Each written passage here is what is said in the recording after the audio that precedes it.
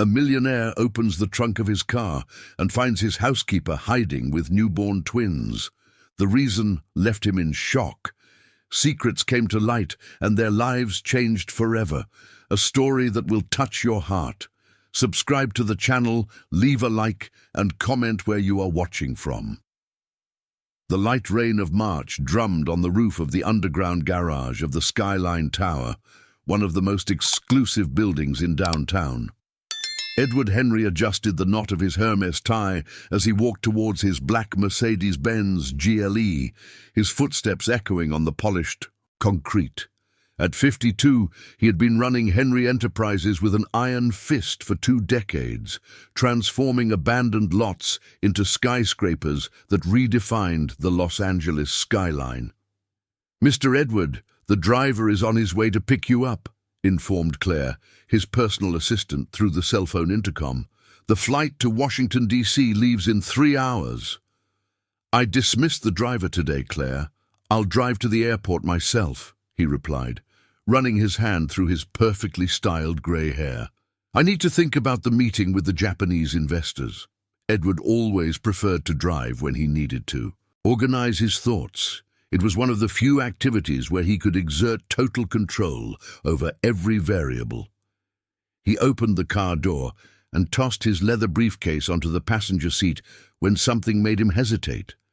A strange feeling, as if he had forgotten something important. He decided to check the trunk, where he usually kept confidential documents in a portable safe. He pressed the key fob, and the lid lifted smoothly.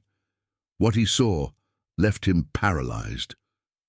"My God," he murmured, his voice fading into the echo of the garage. Crouched in the trunk space, Mary Smith, his housekeeper for 3 years, was shielding 2 babies no more than a few weeks old with her own wool coat. Her normally serene brown eyes were red from crying and exhaustion. The tanned face, always impeccably made up when serving dinner at the Beverly Hills mansion, now showed signs of desperation. "Miss Mary?" Edward's voice came out louder than he intended. "What? How did you get here?" The 38-year-old woman tried to stand up, but her muscles seemed to have stiffened from the cold and the uncomfortable position. Her hands trembled as she held the babies against her chest. "Mr. Edward, I can explain," she stammered, her voice hoarse. "Please, don't call the police. They have no one else in the world." Edward looked around the garage, checking if anyone else was present. His heart raced, his mind racing to process this absurd situation. In 30 years of business life, he had faced financial crises, lawsuits, and even extortion attempts. But nothing had prepared him for finding his employee hiding in his car with 2 children. "Get out of there immediately," he ordered, his voice regaining its usual authoritative tone. "Explain to me what is happening, and explain now." Mary managed to get out of the trunk with careful movements, protecting the babies. She was wearing her usual navy blue uniform, but it was wrinkled and dirty. Her black hair, usually tied up in a neat bun, fell disheveled over her shoulders. "Sir, I found them this morning," she began, her voice choked, "at the back door of your house. They were in a cardboard box with just an old blanket. There was a note." "What note?" Edward extended his hand impatiently. Mary rummaged in her pocket with one of her free hands and handed over a crumpled piece of paper. The shaky feminine handwriting read, "Please take care of them. I can't provide for them. One day I will come back for them. Thank you. Jay." "Jay? Is that all?" Edward examined the paper as if he could extract more information from it. "And why didn't you come to me immediately? Why hide in my car?" Tears began to stream down Mary's face. "Because Miss Patricia was hosting friends for afternoon tea. I couldn't show up with 2 babies and cause a scandal. I thought about taking them home, but I live in a boarding house in East Los Angeles. I don't have the means to care for them." Edward knew Mary's financial limitations, but he had never thought about the practical implications. He paid a fair salary by industry standards, but he knew she sent money to her sick mother in Florida. So you decided to hide in my trunk? Incredulity was evident in his voice. What was your plan exactly? I don't know, Mr. Edward, she admitted, gently rocking the babies who were starting to whimper. I just knew I couldn't leave them alone. When I saw you were traveling, I thought maybe I could take them with me to somewhere safe, away from the chaos of the house. One of the babies began to cry louder, a sound that reverberated through the garage like an alarm. Edward felt a strange pang in his chest, a mix of irritation and something he couldn't name. "Stop that," he said, but the tone had lost its harshness. "You can't just kidnap abandoned children. There are protocols, responsible institutions." Kidnap? Mary looked at him with an intensity he rarely saw in subordinates. "Mr. Edward, I saved these children. If I had left them there, in the middle of a March rain in Los Angeles, they could have died of cold before anyone found them." The logic was irrefutable, but Edward felt lost. His life was built on clear rules, defined hierarchies, and practical solutions. This situation challenged all his references. "How many years of experience do you have with children?" he asked, surprising himself with the question. "I raised my 3 younger siblings after my father died," Mary replied, lifting her chin with pride. "I was only 14. I know what a child needs to survive." Edward looked at the babies more closely. They were clearly twins, probably boys from what he could see. Despite the circumstances, they seemed well cared for, clean and warmed by Mary's coat. "You can't keep them," he finally said, but his conviction had diminished. "And I have a crucial meeting in Washington, D.C. This situation needs to be resolved immediately." "I understand, Mr. Edward." Mary nodded, but made no move to leave. "But what will happen to them now?" The question hung in the humid air of the garage. Edward looked at the clock. He still had 2 hours before the flight, enough time to resolve this complication and proceed with his plans. At least that was what he tried to convince himself. "Let's go upstairs," he decided abruptly. "We need to talk calmly and decide what the best solution is for these children." Mary followed him in silence to the elevator, the babies now calm in her arms. Edward pressed the button for the penthouse, wondering how he would explain this situation to Patricia and how this unexpected incident would affect not only his trip but possibly much more than he imagined. The private elevator ascended silently through the 23 floors to the penthouse. Edward watched the numbers on the digital display, trying to formulate a strategy for dealing with Patricia. His wife did not tolerate surprises, especially when they involved outsiders interfering with her meticulously planned routine. "Mr. Edward," Mary broke the silence, her voice hesitant. "Maybe it's better if I use the service entrance." "No!" he interrupted her, surprising himself with the firmness. "We will enter through the main door. This situation needs to be discussed openly." The doors opened, revealing the entrance hall of the penthouse with its imported marble and check crystal chandeliers. The sound of feminine laughter came from the main living room, where Patricia was still entertaining her club friends.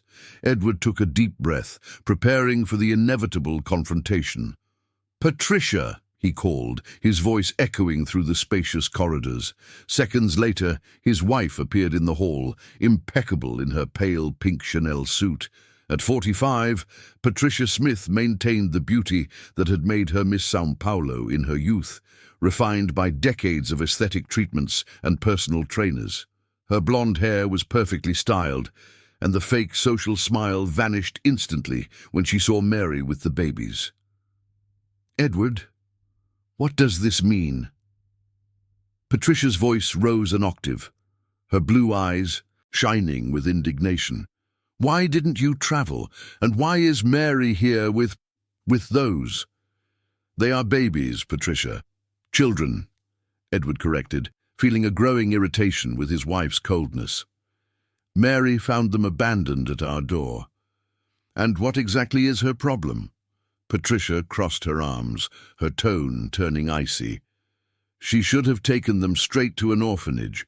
It's not our job to solve social issues. Mary stepped forward, the babies still warm in her arms. Mrs. Patricia, with all due respect, these children needed immediate care. I couldn't just— I wasn't addressing you, Mary. Patricia interrupted her, brutally, not even looking in her direction.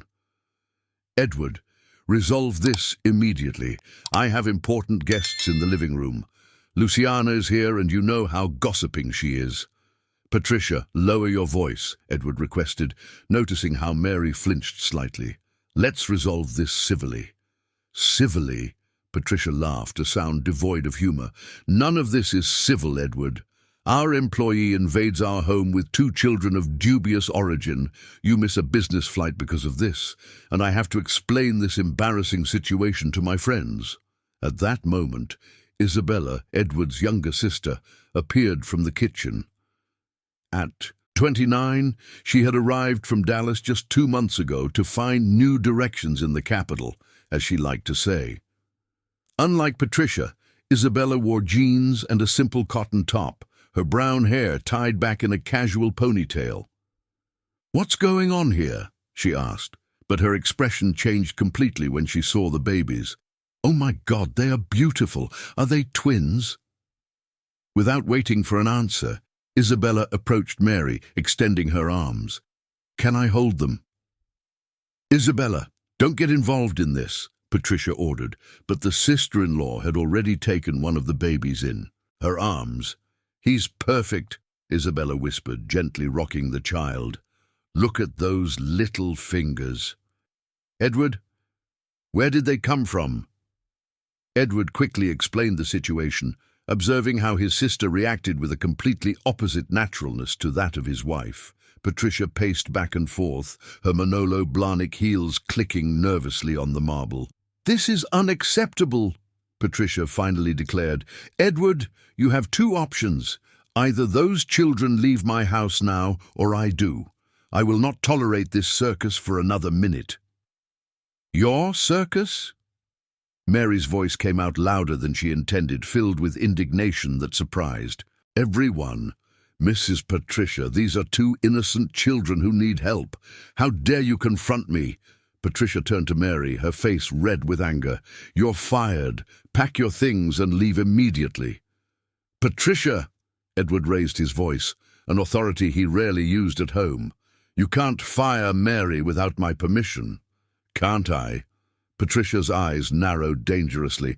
"She is a house employee, Edward. The house is my responsibility." "The house is ours," he corrected firmly, "and decisions about employees are made together." A tense silence filled the hall. From the living room, the voices of Patricia's friends continued, oblivious to the drama unfolding just a few meters away. "Mr. Edward," Mary gently intervened, "maybe it's better if I just leave. I don't want to cause problems in your marriage." "You're not causing problems, Mary," Isabella said, still holding the baby. "You 2 are being dramatic." "Dramatic?" Patricia turned to her sister-in-law. "Isabella, you don't understand how our life works here. We have social responsibilities, a reputation to maintain." "Reputation?" Isabella laughed, a genuine sound. "Patricia, what kind of reputation would you lose by helping 2 abandoned children?" Edward watched the discussion, feeling torn between conflicting loyalties. He had known Patricia for 15 years, aware that behind her coldness lay deep insecurities about her social standing. At the same time, he saw in Mary a determination and compassion that he secretly admired. "Your friends are asking if everything is okay." Maria, the cook, discreetly appeared at the entrance of the hall. Patricia closed her eyes, took a deep breath, and recomposed her social mask. "Tell them that I'm coming back, Maria." She turned to Edward, her voice low but heavy with threat. "Edward, you have 15 minutes to sort this out. Either those kids leave or I do. I will not be humiliated in front of my friends." "And what if they don't leave?" Edward asked, testing the limits of his wife. then you will have to choose between your real family and this. Patricia gestured vaguely towards Mary and the babies, before turning on her heel and heading back to the living room. Edward was left alone in the hall with Mary, Isabella, and the two children. The weight of the decision he needed to make pressed down on his shoulders like a physical burden. "Mr. Edward," Mary said softly, "I understand Mrs. Patricia's position. I can take the children somewhere else." "Where?" Isabella asked, cradling the baby who had started to whimper. "To a boarding house in East Los Angeles, to an overcrowded shelter." Edward looked at his sister, then at Mary, and finally at the babies. One of the children had opened their eyes and was watching him with a disconcerting intensity for someone so small. "No," he said finally, the decision emerging from some deep place he didn't know he possessed. "No one is leaving this house." Mary stared at him, surprised. "Mr. Edward, we will find a solution that works for everyone," he declared, although he had no idea how he would do that. "Give me 15 minutes." As he walked towards the living room to face Patricia again, Edward wondered if he was making the most important decision of his life or committing the biggest mistake of it. Edward stopped in front of the double doors of the living room, listening to the murmur of conversations on the other side. Through the frosted glass, he could see the silhouettes of Patricia and her friends, likely commenting on the strange noises they had heard. He took a deep breath and pushed the doors open. The main living area of the penthouse was a monument to expensive taste. Italian sofas in cream tones, authentic Persian rugs, and a panoramic view of New York that was worth more than some entire apartments. 5 elegant women, all in their 40s, paused their conversation when he entered. "Edward," Lucy Fields raised her champagne glass in his direction, "I thought you were traveling to Washington, D.C. today." "Change of plans," he replied dryly, walking over to where Patricia was sitting. "Patricia, I need to talk to you in private." "Now is not a good time, dear," she replied with a forced smile, gesturing to her friends. "We are discussing the preparations for next month's charity auction." "Now?" Edward repeated, his tone making it clear that it was not a suggestion. Patricia excused herself from her friends and followed him to the office adjacent to the living room.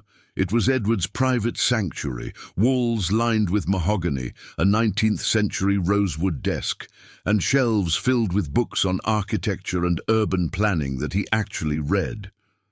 "Edward, you are embarrassing me in front of my friends," Patricia began as soon as the door closed. "And you are embarrassing me in front of our housekeeper," he replied, walking to the window that overlooked the buildings in a garden. "Our housekeeper?" Patricia laughed dismissively.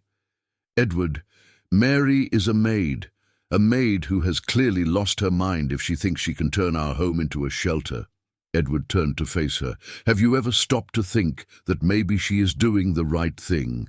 That perhaps we are the ones being insensitive?" "Insensitive?" Patricia crossed her arms, her voice rising. "Edward, we donate a fortune to charity every year. Our name is on 3 different charitable institutions." "Money is easy, Patricia," he said, the words slipping out before he could censor them. "Anyone can sign a check, but when a real, tangible situation knocks on our door, you want to send them away?" Patricia looked at him as if he had lost his mind. "Edward, you can't be serious. We can't just adopt 2 abandoned children because our housekeeper had a maternal outburst." "Who mentioned adoption?" Edward stepped closer to his wife. "I'm talking about helping temporarily until we find their biological mother." "Temporarily?" Patricia's voice took on a hysterical tone. "Edward, children are not temporary projects. If you let them stay here for a week, you will end up getting attached, and then, are we going to become foster parents at 50? The question hit Edward at a sensitive point. He and Patricia had tried to have children in the early years of their marriage, But after several failed attempts and expensive treatments, she decided that her social life and figure were more important than insisting on motherhood. "Maybe it wouldn't be such a bad idea," he murmured. "What?" Patricia recoiled as if he had physically struck her. "Edward, we've already discussed this. Our life is perfect as it is. We have freedom, we have our social commitments, our travels." Perfect for whom, Patricia? The question came loaded with years of repressed frustrations. For you, who spends your days organizing teas and dinners. For me, who works 16 hours a day building apartments where other families will live happily. Patricia stared at him, her eyes shining with tears of anger. "How dare you blame me? You have never shown any real interest in having children. You always prioritized work. Because you made it clear that our social life was more important. I didn't want—" Patricia stopped mid-sentence, took a deep breath, and regained her composure.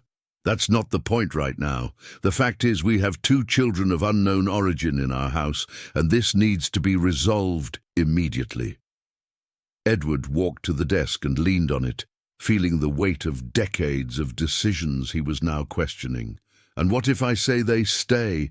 Then I will go to my mother's house," Patricia replied without hesitation. "And I will only come back when you regain your sanity." "Patricia." "No, Edward!" She stamped her foot on the floor, a gesture revealing the spoiled child that still existed behind her sophistication.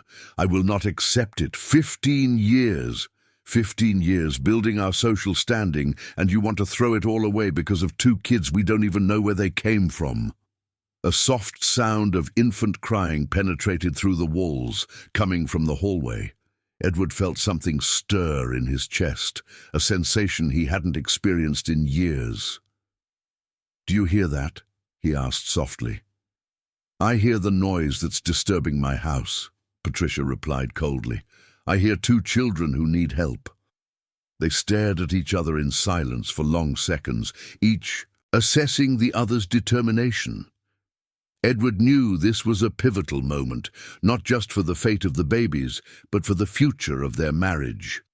3 days, he finally said. "How?"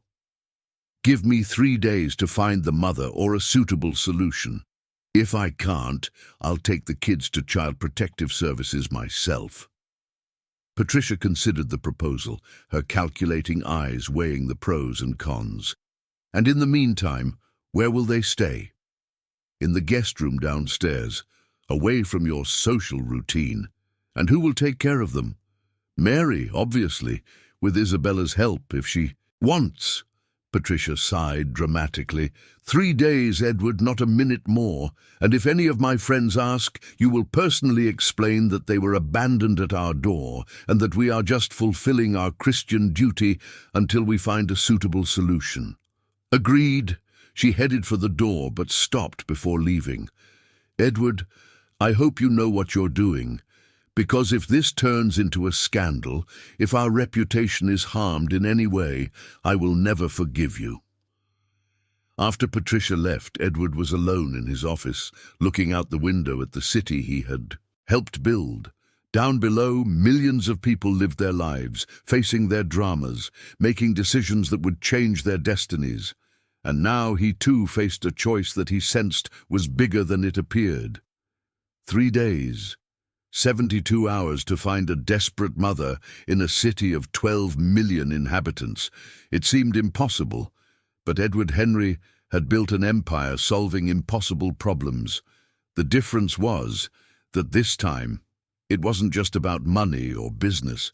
It was about 2 human lives that depended on him and a housekeeper who had risked everything to protect them. When he left the office, he found Mary and Isabella on the sofa in the hallway, each holding a baby. The 2 women were quietly chatting, exchanging experiences about childcare as if they had known each other for years. "Mary," he called, and she looked up anxiously. "You have 3 days." The smile that lit up the housekeeper's face was the first real reward Edward had received in a long time. The next morning, Edward cancelled the meeting in Washington, D.C. and stayed home, something he hadn't done in almost a decade. He woke up at 5 in the morning, as always, but instead of heading straight to the office, he went downstairs where they had improvised a crib in the guest room. The door was ajar, and he could hear Mary softly humming a song he didn't recognize. He peeked through the gap and saw her changing one of the baby's diapers with precise and loving movements, while talking to the child as if it could understand her perfectly. "Good morning, my prince," she whispered. "Did you sleep well? Is your tummy feeling better today?" Edward knocked lightly on the door before entering. "How was the night?" Mary turned, surprised to see him there so early. She was wearing simple clothes, jeans and a cotton top, very different from the formal uniform she always wore. "Mr. Edward, I didn't expect to see you. I mean, they slept well. They woke up twice to feed, but nothing unusual for newborns." "Feed?" Edward frowned. "Do you have—" "Powdered milk," Mary quickly replied, blushing. "Isabella went to the pharmacy last night and bought everything we needed. Bottles, diapers, clothes." Edward noticed the bags from an expensive pharmacy piled in the corner of the room. His sister had easily spent $1,000 on baby supplies. "Isabella awake? She's taking a shower. She insisted on splitting the night shifts with me." There was something in Mary's voice that Edward couldn't decipher. A mix of gratitude and surprise, as if she wasn't used to gestures of solidarity. "Mary, I need to ask you some questions about yesterday, for our safety and the children's." She nodded, finishing dressing the baby in a light blue onesie. "Of course, Mr. Edward. What do you need to know?" "Did you examine the note closely? Did you notice any detail that could give us clues about the mother?" Mary walked over to the nightstand and picked up the crumpled paper. "I looked at it several times. The handwriting is from a young person, but not too young, educated. And look here." She pointed to a small stain in the corner of the sheet. "Looks like a dried tear." Edward examined the paper more closely. It was a torn piece from a regular notebook, simple-lined. The ink was from a cheap blue ballpoint pen, the kind sold at any stationery store. "Anything else? Any scent? Any specific mark?" "Smell of cheap perfume," Mary said immediately. "The kind sold at pharmacies and the children's clothes." She showed 2 small pieces of white cotton. "They're new, but simple. Bought at a department store, not in an expensive boutique." Edward admired the housekeeper's observational skills. "How do you know that?" Mary hesitated before answering. "Because I shop at those stores, Mr. Edward. I recognize the quality of the fabric, the type of stitching." It was the first time Edward really thought about Mary's personal life outside of her work. In 3 years, she had been a constant but discreet presence, always punctual, always efficient, but he had never been interested in who she was beyond her job. "Mary, can I ask you a personal question?" She tensed. "Of course, sir. Do you have children?" The silence that followed was eloquent. Mary lowered her eyes, focusing on folding the baby's dirty clothes. "I had," she finally said, her voice almost inaudible. Edward felt. He had touched on something painful, but he needed to understand. "Did she?" "She died at 6 months. Pneumonia." The words came out quickly, as if she wanted to rid herself of them as fast as possible. "I didn't have money for a private hospital. The public healthcare system had a waiting list." The impact of the revelation hit Edward like a punch to the stomach. For 3 years, Mary had taken care of his home, served his meals, cleaned his furniture, and he had never known that she had lost a child. "Mary, I'm so sorry. I didn't know." "There's no reason for you to know, Mr. Edward. I don't like to talk about it." But now everything made sense. Her natural ability with babies, the desperate determination to protect them, the willingness to risk her job. Mary was reliving her own lost motherhood. "That's why you couldn't abandon them," he said softly. She lifted her eyes, and Edward saw a depth of pain he had never imagined existed. They reminded me of my Miguel, the same age he was when I brought him home from the hospital for the first time. At that moment, Isabella entered the room with her hair still wet and a radiant smile. "Good morning. How are our little warriors today?" The change in the atmosphere was immediate.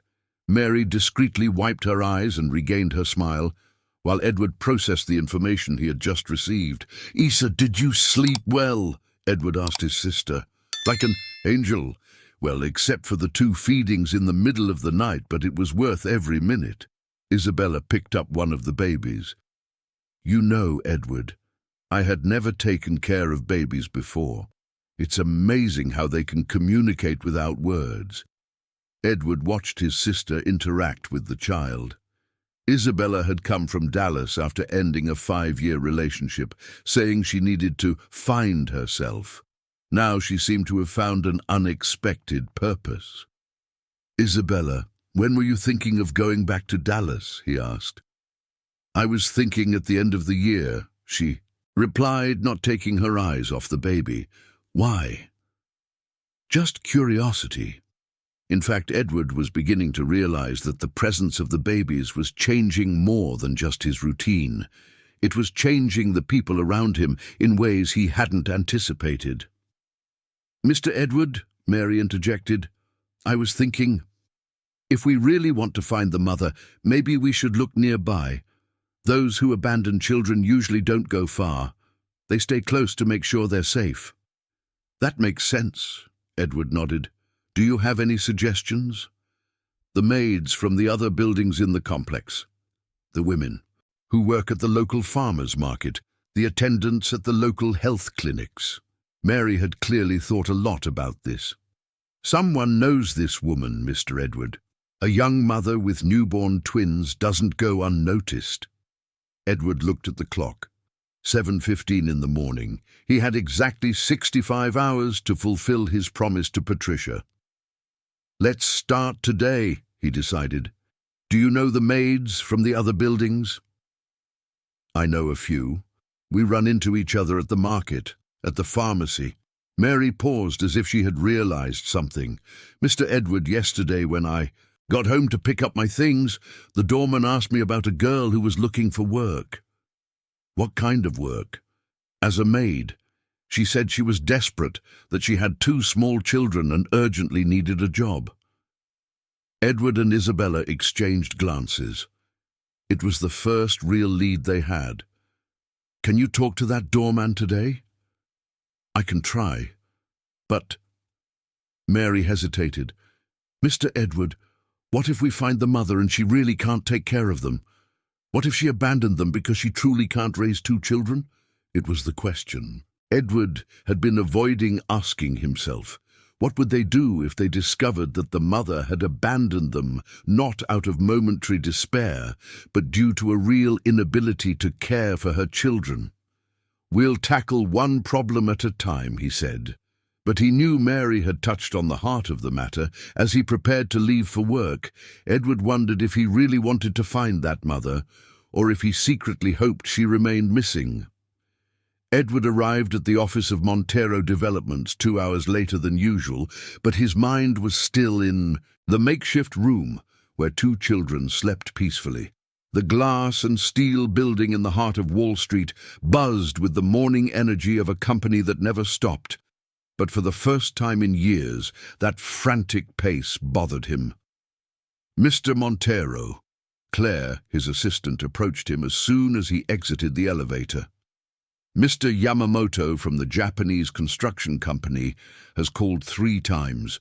He's worried about the meeting being postponed." "Reschedule for next week," Edward replied distractedly, walking toward his office on the top floor. "Next week?"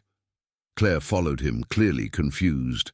"Sir, they flew all asked the way from Japan for this meeting. It's the contract for the commercial complex in downtown." Edward stopped in the middle of the hallway, turning to face her.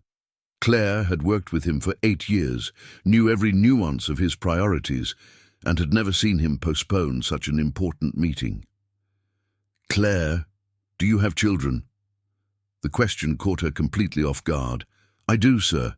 2 girls, aged 8 and 10. How do you balance work and motherhood?" Claire blinked several times, trying to understand where this conversation was headed. It's difficult, sir. My mother helps me a lot, and my husband shares the responsibilities. And if you found 2 abandoned children, what would you do?" Claire looked around, as if expecting someone to appear to explain what was happening with her boss. "I think I would contact the appropriate authorities, sir." Edward nodded and continued walking. In the elevator that would take him to the top floor, he encountered Robert Smith, his minority partner and right-hand man for 15 years. Robert was a big man, 48 years old, who had grown up in the outskirts of New York and built his fortune through hard work and determination. "Edward, man, are you okay? Claire said you postponed the meeting with the Japanese." "I'm dealing with a situation familiar," Edward replied vaguely. "Is Patricia sick?" "No, it's not Patricia." Robert studied him with the experienced gaze of someone who had known Edward for decades. "Do you want to talk about it?" Edward considered for a moment. Robert was perhaps the only person in his professional life who could understand moral dilemmas beyond spreadsheets and profits. "Robert, do you remember when we started the company? What motivated you?" "To build, to create something lasting, to give opportunities to people like me who came from humble beginnings." Robert frowned. "Why the philosophical question? Sometimes I wonder if we lost that along the way, if we became just money-making machines." The elevator stopped on the top floor, but neither of them moved. "Edward, what is really going on?" Edward took a deep breath and quickly recounted the story of the twins, about Mary, about Patricia's ultimatum. Robert listened in silence, showing no surprise or judgment. "Do you want my honest opinion?" Robert asked when Edward finished. "Always. Your wife is being selfish, your nanny is a saint, and you are facing the first truly important decision of your life." Robert's brutal frankness drew a laugh from Edward. "Don't hold back, Robert. Man, you're 52 years old. You built an empire, have enough money to support a small town, and you've never done anything truly meaningful for another human being. Now 2 children literally fall on your doorstep, and you're hesitating? It's not that simple." "It is exactly that simple." Robert patted his friend's shoulder.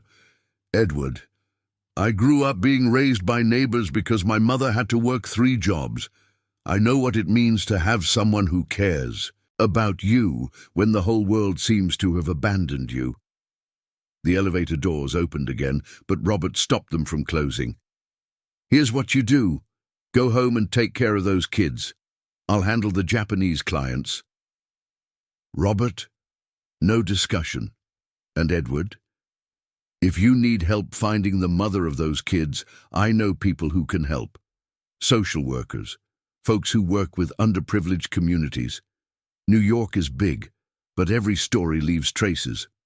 Edward nodded, feeling a gratitude he couldn't express.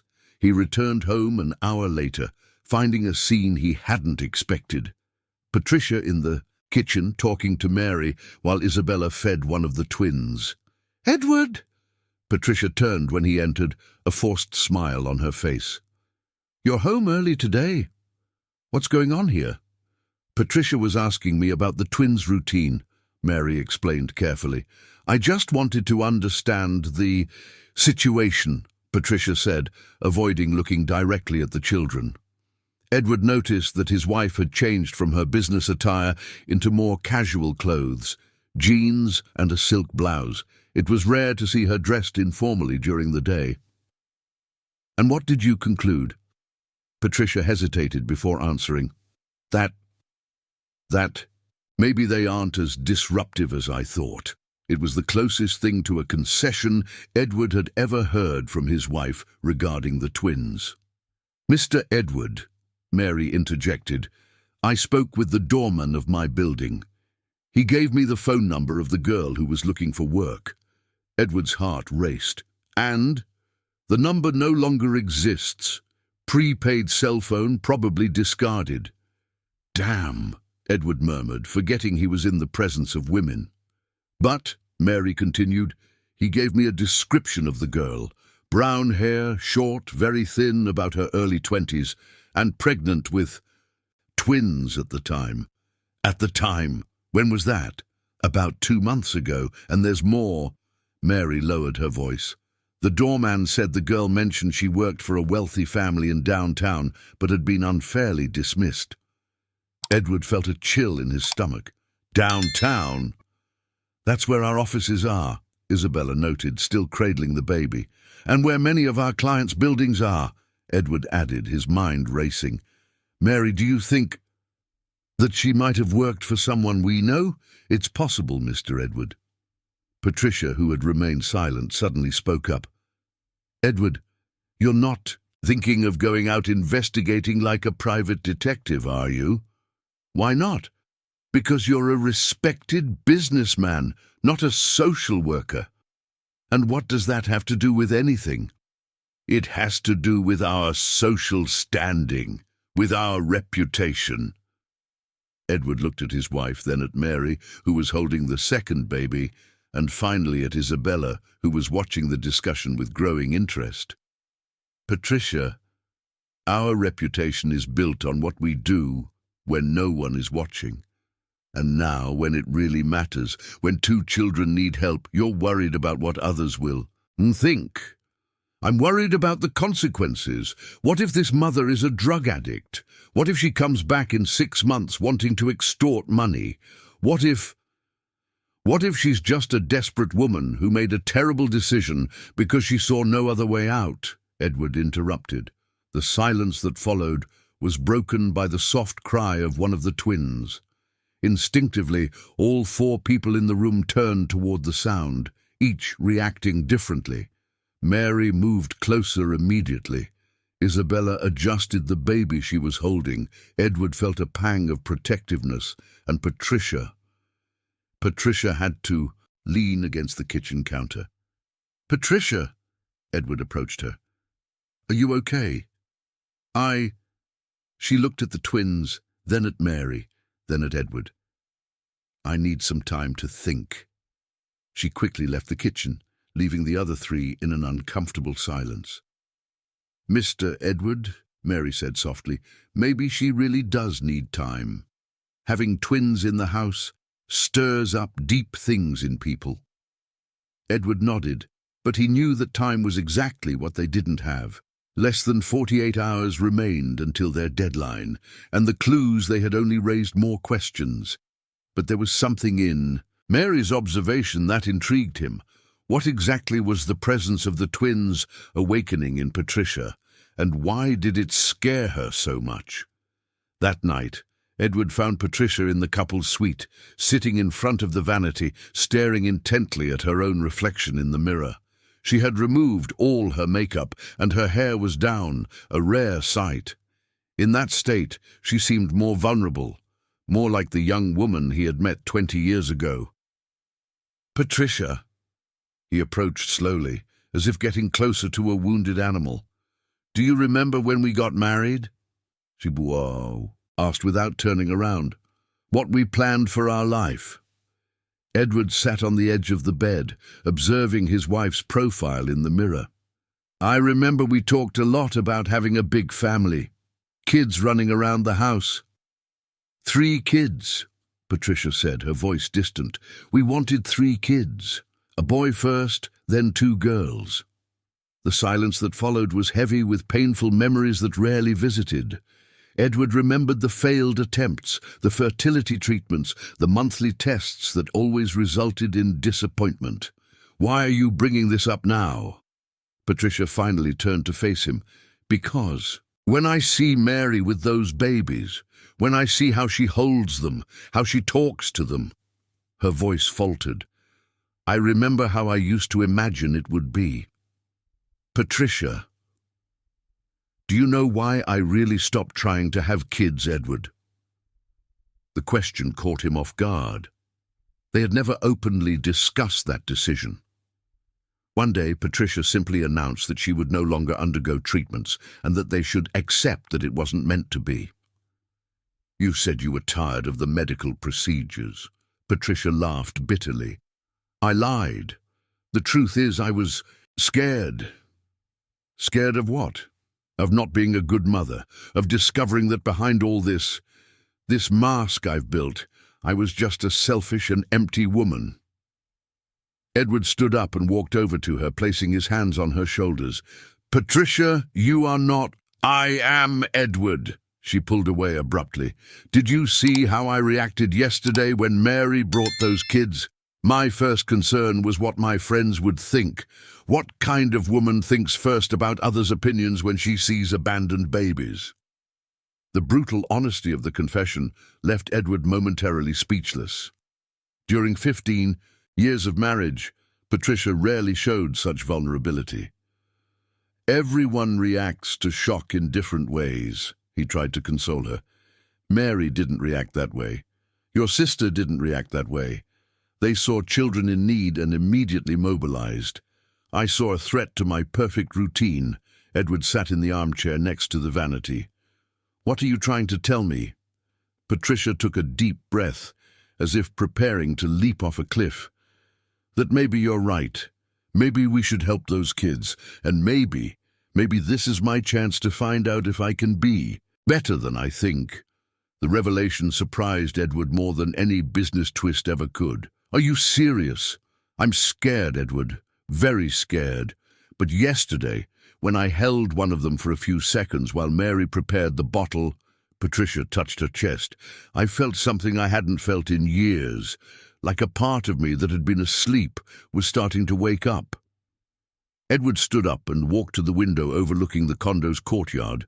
Down below, he could see some kids playing in the common area, their laughter echoing in the warm March night. "Patricia, if we do this, if we truly commit to helping those kids, our lives will change completely. I know. No more spontaneous trips, no more dinners that stretch into the early morning. No more—" "Edward."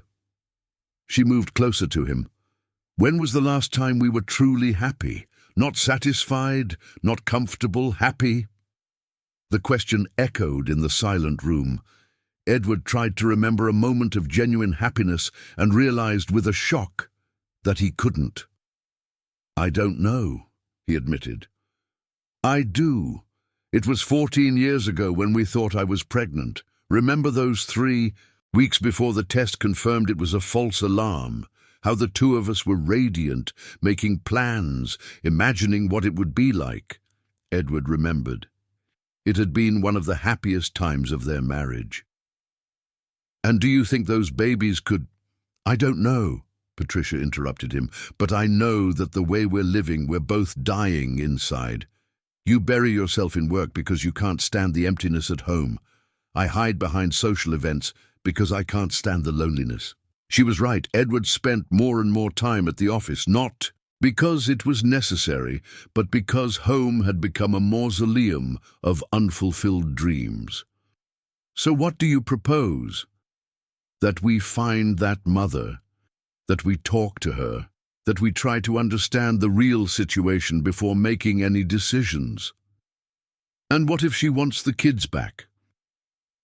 "Then we'll help her get the means to raise them." "And what if she doesn't want them?" Patricia hesitated before answering. "Then maybe it's the chance we never had to form a family." Edward turned to face her. "Are you talking about adoption?" "I'm talking about possibilities, Edward. About not closing doors before knowing what's on the other side." A soft sound of a baby crying reached them from downstairs. Instinctively, they both stopped to listen, and Edward noticed that Patricia showed not irritation, but concern. "Do you want to go down to see if everything's okay?" he suggested. Patricia nodded, and together they went downstairs. They found Mary walking around the room with one of the babies, softly humming to calm him. Isabella was sleeping on the makeshift couch in the corner of the room, clearly exhausted from the responsibilities of temporary motherhood. "Is everything okay?" Patricia asked gently. Mary turned, surprised to see her there. "Yes, Mrs. Patricia, he was just a little fussy. Sometimes babies have nightmares." "Babies have nightmares?" Edward asked. "Yes, sir, especially when they have gone through trauma. Abandonment is a trauma, even for newborns." The observation hit Patricia like an arrow. Can I hold him?" "Mary." He hesitated for a moment, then carefully handed the baby to Patricia. The transformation was immediate. The crying stopped, and the child settled into her arms as if they belonged there. "How is this possible?" Patricia whispered, gazing at the small, serene face. "Babies sense when someone truly cares," Mary explained. "They know when they are safe." Edward watched his wife holding the child, and for the first time in years he saw genuine tenderness on her face. Not the calculated tenderness she displayed at charity events, but something deep and instinctive. "Edward," Patricia said without taking her eyes off the baby, "cancel your ultimatum. We have to find the mother of these children, not because we have 3 days, but because it's the right thing to do." "What if it takes weeks, months?" Patricia finally lifted her eyes to him. "Then we'll take as long as it takes. Some things are more important than timelines." Mary watched the conversation with tears in her eyes. "Thank you so much, gentlemen. You have no idea what this means to me." "Mary," Edward said, "tomorrow we will start a proper investigation. I will hire a private investigator. We will check hospitals, health clinics, everything necessary." "And I will help," Patricia added, surprising everyone, including herself. "I will talk to my friends, see if anyone has heard of pregnant maids who were recently let go." Edward smiled at his wife. "Are you sure?" "I am. And Edward, thank you for not giving up on me." As they returned to the bedroom, Edward wondered if those babies had come into their lives not just to be saved, but to save them as well. The next day, the Montero house transformed into an improvised operations center. Edward cancelled all meetings and set up a whiteboard in the office where they began mapping all the information they had about the mysterious mother of the babies. Patricia, to everyone's surprise, led the calls to her acquaintances, demonstrating a determination she hadn't shown in years. "I found something," she announced, entering the office where Edward and Mary were organizing a list of companies in downtown that employed domestic workers. Marcia Johnson said her sister-in-law fired a pregnant maid 2 months ago. The official reason was performance issues. But in reality, she was jealous of her husband. Edward looked up from the papers. Jealousy. The maid was young and beautiful. The employer made up that she was flirting with her husband. Patricia sat down, showing an energy Edward hadn't seen in her for a long time. "Her name is Jessica Smith, 22 years old, originally from Alabama." Mary quickly jotted down the information. "Does Marcia have her address?" "No, but she has the sister-in-law's phone number. She will call to get more details." Edward watched his wife with growing admiration. In just a few hours, she had contacted over 15 friends, transforming her social gossip network into an efficient investigation team. "Mr. Edward," Mary called his attention. "Meanwhile, I spoke with Maria. She knows several maids in the area and will spread the description of Jessica." Maria, the Monteros' cook for 10 years, had proven to be a valuable source of information. A discreet and observant woman, she kept in touch with domestic workers throughout the neighborhood, through the farmers' market on Saturdays and Sunday masses. "And Robert?" Edward asked, checking his phone. "He got in touch with 3 social workers who work in the area. They will check if anyone has sought help recently." Edward smiled. Robert always said his network of contacts was worth more than any database. Isabella entered the office carrying one of the babies. "Guys, you need to see this." She showed a small tag she had found on one of the children's clothes. "It's from a department store in Springfield. If she lived in the area..." Springfield is on the other side of the city, Edward noted, studying the tag. But there's direct public transport to downtown, Mary added. Many domestic workers who work in the area live in cities around Springfield because rent is cheaper. Edward stood up, walking over to the map of New York he had pinned to the wall. Then we expand the search. Robert has contacts in Springfield too. Edward, Patricia touched his arm. I was thinking, what if we offered a reward? Nothing vulgar, but enough to motivate people to share information. Reward? Edward hesitated. We don't want to attract opportunists. Not a monetary reward, but we could offer help. If we find Jessica and she is truly in trouble, we could offer work, temporary housing, support to help her get back on her feet. Mary stopped taking notes and looked at Patricia in surprise. Mrs. Patricia, that would be sensible, Edward completed. If she abandoned the children out of financial despair, the best way to help is by removing the causes of that despair. At that moment, the landline rang. Edward answered on speakerphone. Edward, it's Robert. I found something important. We're all here, Robert. Go ahead. A social worker named Fernanda knows the case. A young woman sought help 3 weeks ago, pregnant with twins, desperate because she had been fired without cause. She was living in a temporary shelter. The silence in the office was complete. Edward could hear his own heart beating. Did she give her name? Patricia asked. Jessica. And there's more. She left a contact number, but when they tried to return the call, the number no longer existed. Prepaid cell phone, Mary murmured. Just like the doorman at my boarding house said. Robert, can you get the address of that shelter? Edward asked. I already got it. Fernanda will meet us there in 2 hours. She said she has more information but prefers to talk in person. After hanging up, Edward looked at the 3 women in his office. Who's coming with me? I will, Patricia said immediately. Me too, Mary added. And the babies? Edward asked. I'll stay, Isabella offered. Someone needs to take care of them, and you 3 will make a better team for this conversation. An hour later, Edward was driving his Mercedes-Benz GLE toward the shelter in Springfield with Patricia. In the passenger seat was Edward, and Mary was in the back seat.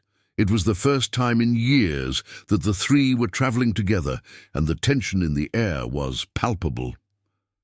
Mr. Edward, Mary said when they stopped at a traffic light, what are we going to do if she wants the babies back? We will support her, Patricia replied, before Edward could speak. If she is really the mother and wants to get her children back, we will help her find a way to do that. Edward looked at his wife through the rearview mirror. Patricia's transformation in the last 48 hours was remarkable. The cold, calculating woman had given way to someone he hadn't seen in years, the compassionate young woman he had fallen in love with. What if she doesn't want to? Mary asked softly. Then we will talk about other possibilities, Edward replied. But first, let's find her. The shelter was located in a working-class neighborhood of Springfield, a simple but well-maintained building. Fernanda Johnson was waiting for them at the reception. A woman in her 40s, with grey hair and tired eyes from having seen too much human tragedy. Are you the Monteros? She asked, extending her hand. We are. Thank you very much for having us, Edward replied. Robert told me about the situation. It's rare to see people mobilizing like this for children who aren't even theirs. Fernanda led them to a small but cozy room. Jessica really was here. Sweet girl, polite, but completely desperate. What did she say? Patricia asked, leaning forward. That she worked for a wealthy family, but was fired due to her employer's jealousy. She was at the end of her pregnancy, without money, without a place to live. The father of the children abandoned her when he found out they were twins. Mary made a sound of indignation. What kind of man abandons a pregnant woman? The kind who can't take on responsibilities, Fernanda replied dryly. Unfortunately, we see a lot of that here. Did she say where she intended to go when she left here? Edward asked. She said she had a cousin in Osasco who might be able to help her temporarily, but... Fernanda hesitated. But what? She was very emotionally fragile. She kept saying she didn't know how she would raise 2 children alone, that it might be better for them to be raised by a family that could offer a better life. The silence in the room was heavy. Edward understood that they were not just looking for a desperate mother, but a woman who had made a decision she believed was best for her children. Fernanda, Patricia asked softly, do you have any way to contact this cousin in Osasco? I have the phone number that Jessica left, but I don't know if it still works. Edward stood up. Can we try now? Fernanda dialed the number and waited. After a few rings, someone answered. Hello? May I speak with Jessica Smith's cousin? This is social services. Edward watched Fernanda's conversation, seeing hope and apprehension alternate on her face.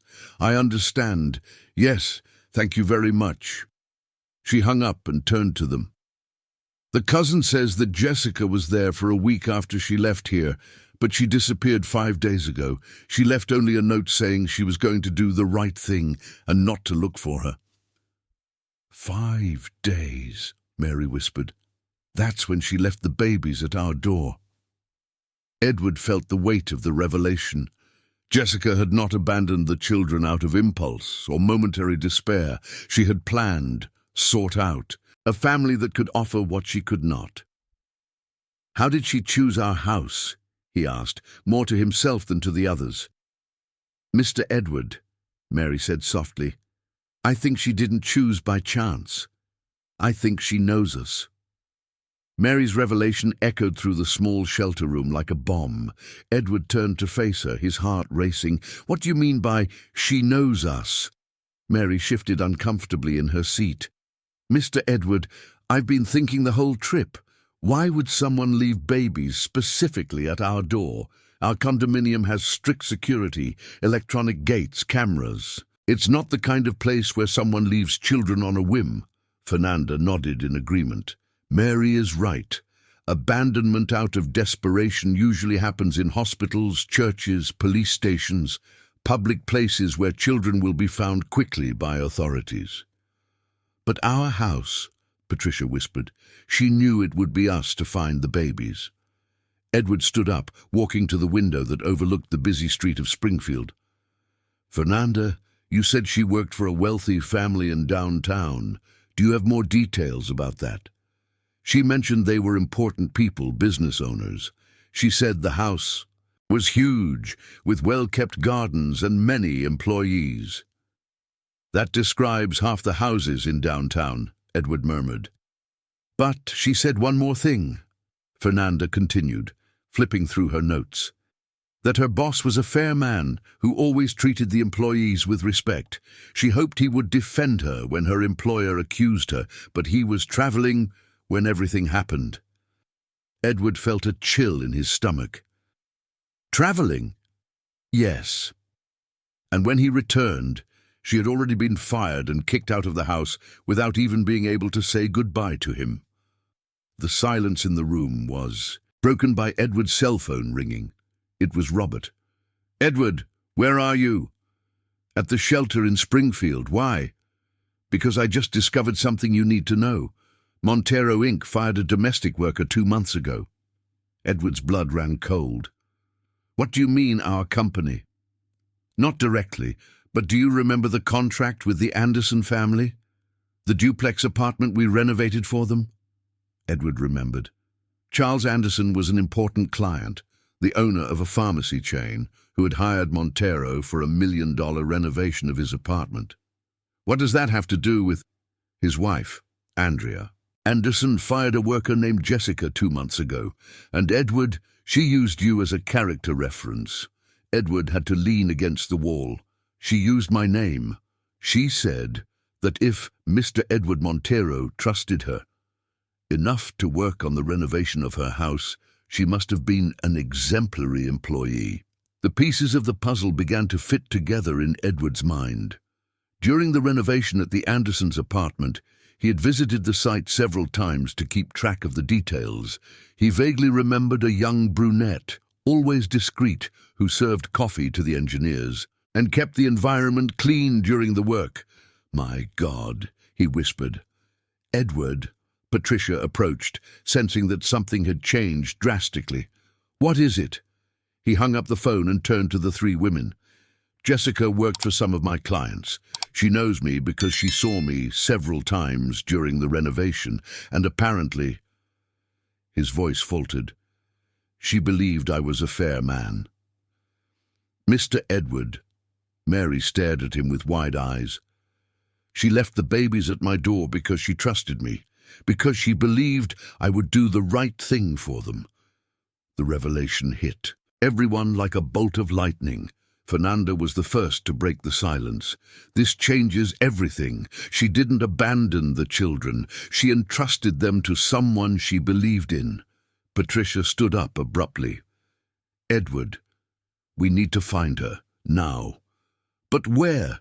Robert said the Anderson family has no more contact with her." "I know where she might be," Mary said softly. Everyone turned to her. "If she really trusts Mr. Edward, if she deliberately chose our house, she hasn't gone far. She's nearby, waiting to see what will happen to her children." Edward felt a growing certainty that Mary was right. "Do you think she's watching us?" "I think no mother gives up her children and disappears forever. She wants to make sure they are well taken care of." Fernanda nodded. "It's very common.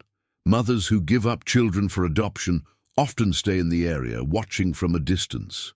"But where in our area could she be staying?" Patricia asked.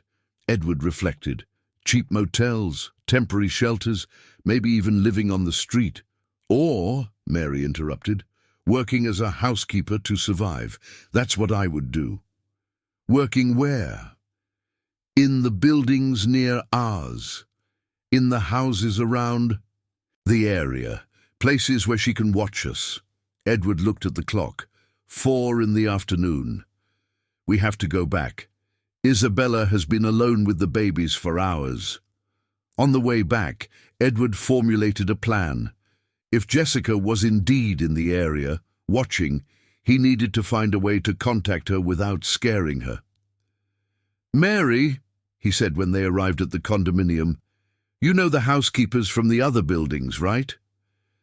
"Yes, sir. Tomorrow, I want you to talk to all of them. Show them a picture of Jessica. I'll ask Robert to get one through the Anderson family, see if anyone has seen her working in the area. And if we find her," Patricia asked, "then we will have the most important conversation of our lives." When they arrived at the apartment, they found Isabella in the living room, playing on the floor with the 2 babies. She had spread colorful blankets and pillows, creating a cozy environment that completely transformed the formal space. "How was it?" she asked, getting up with one of the babies in her arms. Edward quickly recounted the day's discoveries. Isabella listened in silence, her face reflecting surprise and compassion. "So she knows us," Isabella murmured, looking at the baby in her arms. "She chose you specifically." "I, sir." Edward sat down next to his sister. "Can I ask you something? If you were Jessica, what would you do now?" Isabella thought for a moment. "I would be going crazy with worry. I would be wondering if I made the right decision, if my children are being well cared for, if the people I chose are really good like I thought. And I would probably be lurking around, trying to see my babies without being seen, torturing myself with doubts about whether I should come back and take them away." Edward looked at Patricia, then at Mary. "So our mission is not just to find Jessica, it's to show her that her trust in us was justified." "How do we do that?" Patricia asked. "By being the people she believes we are," Edward replied, holding his wife's hand. and hoping that this is enough for her to feel safe enough to talk to us. That night, Edward stayed up late, looking out the bedroom window at the street below. Somewhere out there, a young mother was suffering, questioning the most difficult decision of her life. And somehow, fate had placed Edward at the center of that human drama. For the first time in years, he felt he was facing something truly important, something that mattered more than contracts, profits, or meetings. Two small lives were sleeping downstairs, and a young woman somewhere in the city was counting on him to do the right thing. Edward just hoped he would live up to the trust placed in him. The next morning, Edward woke up with a clear plan. While having coffee on the terrace of the penthouse, watching the morning hustle of New York, he decided he needed to be more proactive in the search for Jessica. The photo Robert had obtained through the Anderson family showed a young woman with a sweet face, large expressive eyes, and a shy smile that touched everyone's hearts when they saw her. "Mary," he called when the housekeeper appeared with the baby's bottles. Change of strategy. Instead of just asking the other housekeepers, let's do something more direct. "What do you have in mind?" Edward stood up, walking to the railing of the terrace where he had a panoramic view of the neighborhood. "Let's hit the streets, the markets, pharmacies, bakeries. If she's in the area, someone has seen her." Patricia appeared at the terrace door, already dressed to go out. "I'm going with you. I cancelled my appointments for the week." Edward looked at her in surprise. Patricia never cancelled her social activities, especially not an entire week. "Are you sure?" "Absolutely. Edward, for the first time in years, I feel like I'm doing something that really matters." She stepped closer to him. "I'm not going to waste this chance." An hour later, the three were walking down Fifth Avenue, showing Jessica's photo. For merchants and passers-by, the reactions of people varied between indifference and sympathy for the situation, but no one recognized the young woman. "Mr. Edward," Mary said when they stopped in front of a small diner. "Maybe she isn't frequenting expensive places like this. If she's out of money..." "You're right, let's go to simpler places." They then headed to the popular shopping streets of the area, where the traffic was busier and more diverse. It was at a small bakery near this subway station that they got their first real lead. This girl, the attendant, a middle-aged woman, studied the photo carefully. "I think I've seen her here. She buys French bread and milk almost every day, always early in the morning." Edward's heart raced. "When was the last time?" "Just yesterday. She looks a bit down, you know, too thin. Red eyes like someone who cries a lot." Patricia leaned over the counter. "Did you notice which direction she comes from?" "She comes from the back street walking. I've never seen her by car or bus." Edward looked at his watch. 9:15 in the morning. If Jessica had a routine, she might show up again the next day. "Thank you. We'll be back tomorrow at the same time." As they left the bakery, Edward noticed that Mary seemed agitated. "What's wrong?" "Mr. Edward, if she's coming from the back street every day, it means she's staying very close, probably in one of the cheap boarding houses in the area." "Let's look for her then." They spent the rest of the morning visiting small hotels, boarding houses, and vacation rentals. Most of the owners were reluctant to provide information about guests, but Edward found that a modest amount of money opened conversations. It was at the fourth boarding house they visited that they had success. "That girl is in room 15, confirmed Mrs. Benedita, the elderly owner. "She arrived here a week ago, paid in advance for 15 days. Very polite, very discreet, but you can see she's suffering." "Is she in her room now?" Patricia asked. "I don't know. She leaves early and comes back late. Sometimes I hear her crying at night." Edward felt a pang of pain in his chest. "Mrs. Benedita, could you pass a message to her?" "Depends on the message." Edward took a piece of paper and carefully wrote, "Jessica, I am Edward Montero. Your children are safe and well cared for. Please reach out to us when you feel ready to talk. There are no judgments, only understanding. Phone 11 9999999. Can you deliver this to her? Mrs. Benedita read the note and looked at him curiously. Are you the father of the children? No, we are the people who are taking care of them temporarily. The woman's expression softened. That girl is devastated. I hear her talking to herself in the room, asking if she did the right thing, if you are really taking good care of the babies. We are, Mary interrupted firmly. They are being cared for as if they were our own. Then I will deliver the note, but be patient with her. Abandoning children marks a woman forever. On the way home, Edward felt torn between hope and apprehension. They had found Jessica, but now it depended on her to take the next step. Edward, Patricia said in the elevator, what will we do if she wants the babies back?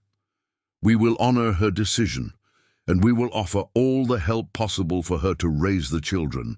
And if she doesn't want to? Edward hesitated. Then we will have to talk about the future of the children. When they arrived at the apartment, they found Isabella on the living room floor, surrounded by toys and children's books. The two babies were lying on a colorful blanket, watching mobiles she had improvised. I bought some things, she explained, a bit embarrassed. I thought they needed visual and auditory stimulation. Edward looked around the room, which had transformed into a completely different environment. Colorful, cozy, full of life. Isa, you spent a fortune on all of this. And so, what is money for? If not to make life better. She stood up, holding one of the babies. Edward, regardless of what happens with Jessica, these children have changed our family for the better. She was right. In less than a week, the presence of the babies had transformed not only the house, but the people within it. Edward had discovered a capacity for compassion he didn't know he had. Patricia had found a purpose beyond social events. Isabella had discovered a maternal instinct she was unaware of. And Mary was reliving the motherhood that had been taken from her. Mr. Edward, Mary approached. Can I say something? Of course.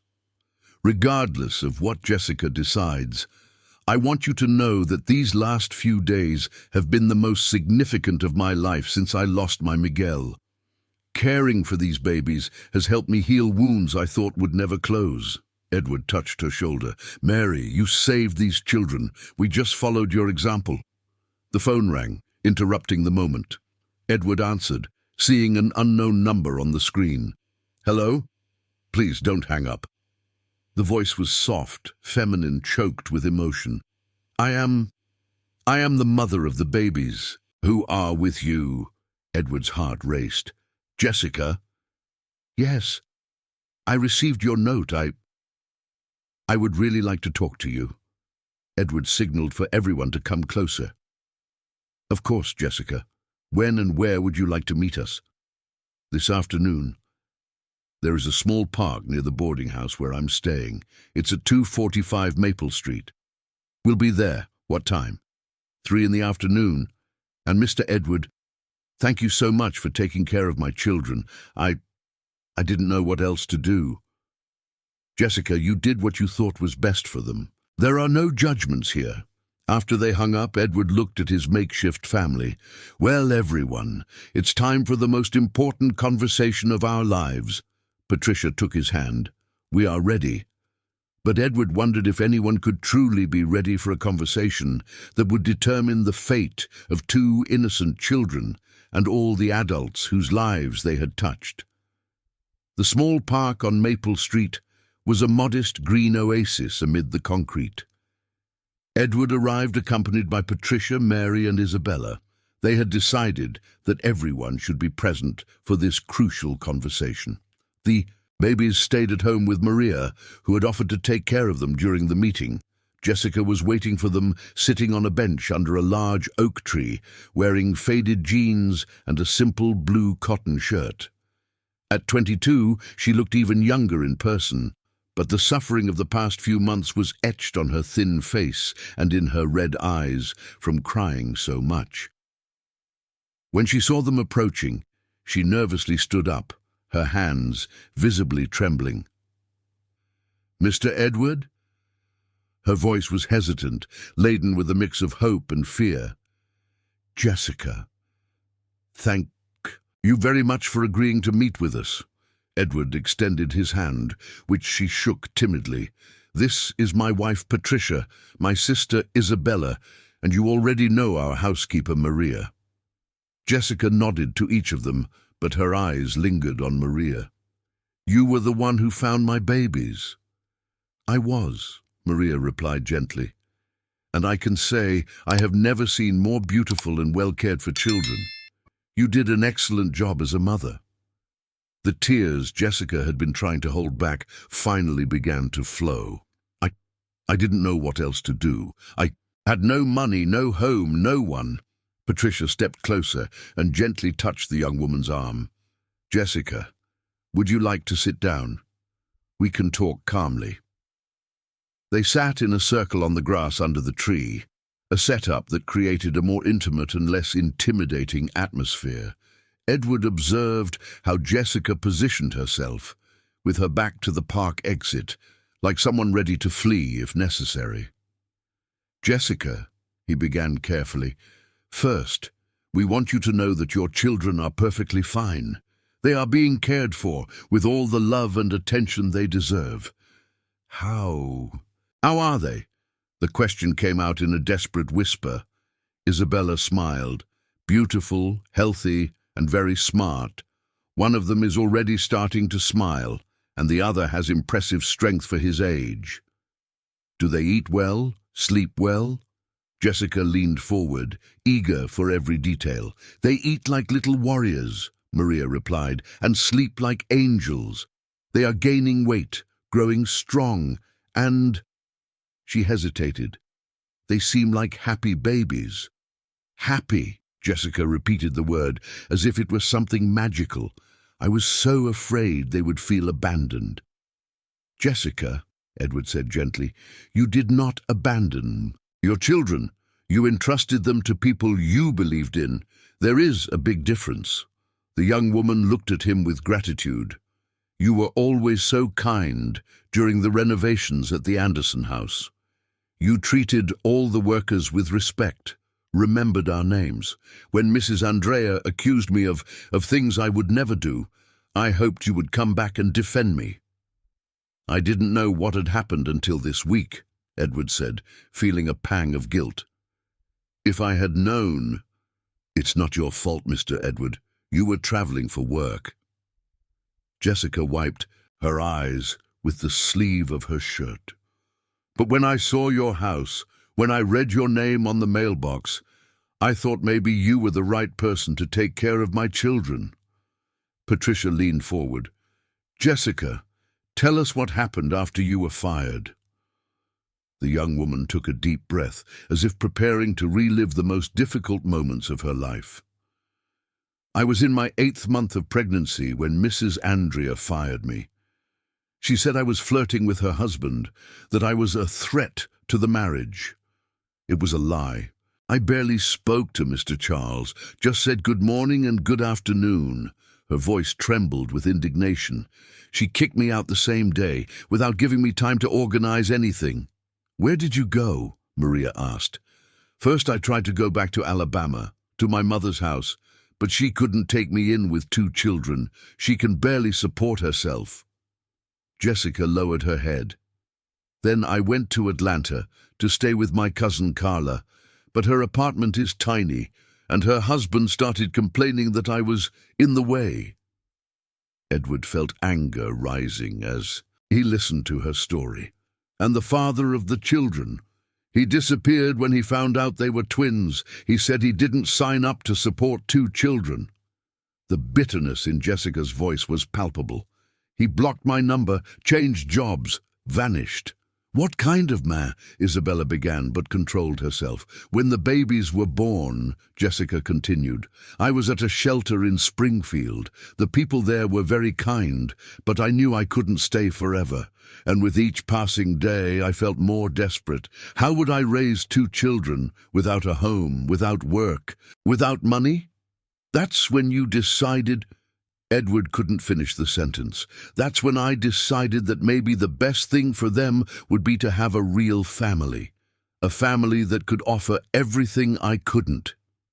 The tears flowed again. I spent 3 days walking around your neighborhood, watching your house, trying to gather the courage. 3 days? Patricia asked. I wanted to make sure I was making the right decision. I wanted to see how you treated people, what the energy of the house was like. Jessica looked directly at Edward. On the 3rd day, I saw you, talking to the doorman, treating him like a friend. I saw Mrs. Maria watering the plants in the service area, humming.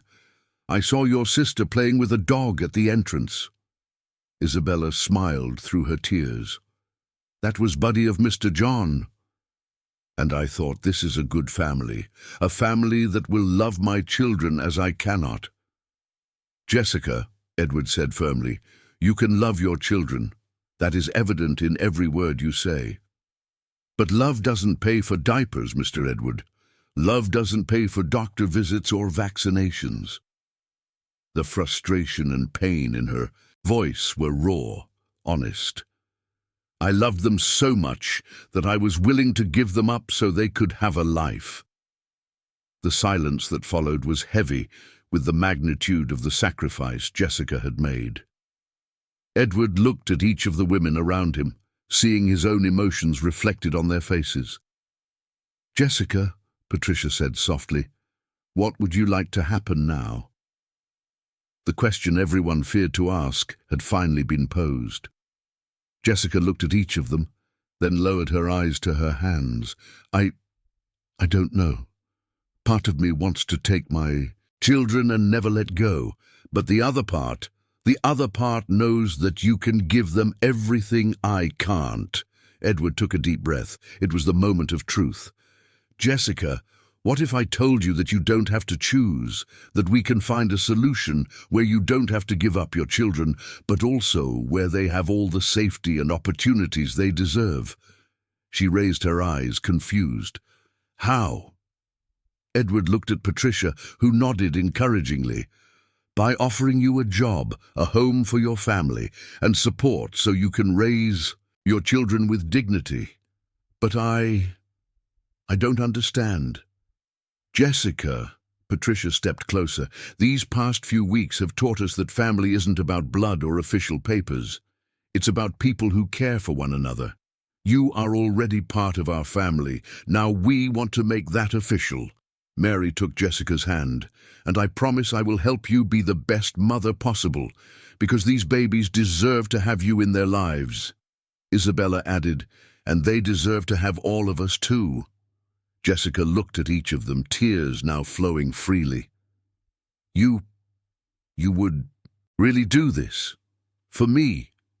For them?